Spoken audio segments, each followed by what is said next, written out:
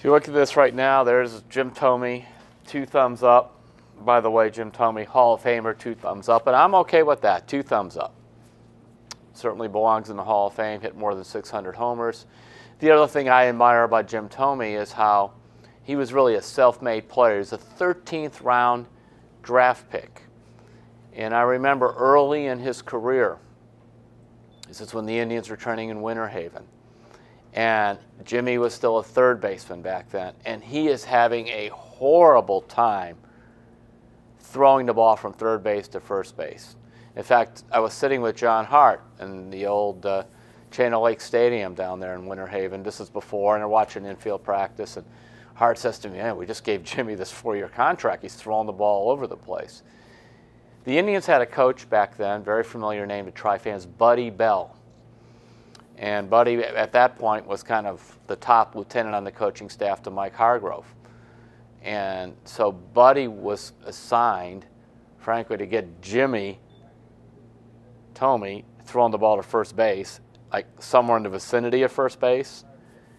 And so Bell, who was a Gold Glove third baseman, began to work with him. By the way, just because a guy's a Gold Glove fielder doesn't mean he's necessarily a good teacher. In fact, sometimes it works against him because when it's very easy for you to make all these plays, it's hard for you to relate to somebody, say like Jim-Thome, he was very mechanical and not very confident at third base. So they worked, and by the end of spring training, they're doing pretty well. And I went over to Jimmy. I said, "Jimmy, you're doing much better." He goes, "Well, Buddy told me my problem was my arm slot." He heard that. He goes, "He has me throwing the ball a little more sidearm instead of over the top, and Jimmy's demonstrating this and that, and arms going all over." And I went over to Buddy Bell, and Buddy smiles. He says, "That's fine.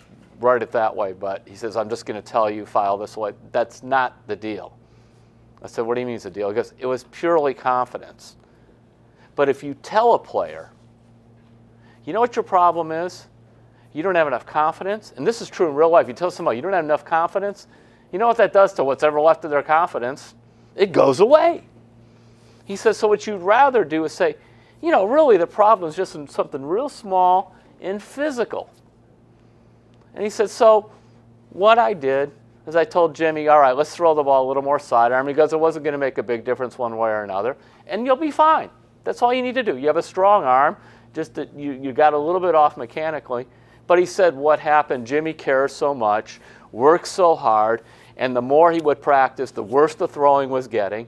And then he would sit up at night thinking about how bad he was throwing the ball, and he was thinking about how he just signed this long-term contract with the Indians, and he's a young player, and he's going to mess the whole thing up, and his mind was swirling all over the place.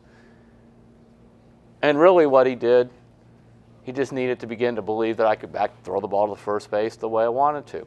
And by the way, they always make it look simple, but that throw from from third base over to first is difficult. Of course, later in his career, Jimmy became a first baseman and eventually a DH. But I thought of that story when Jimmy went into the Hall of Fame, and I've never really heard it told anywhere else just because I kind of fell into the middle of it.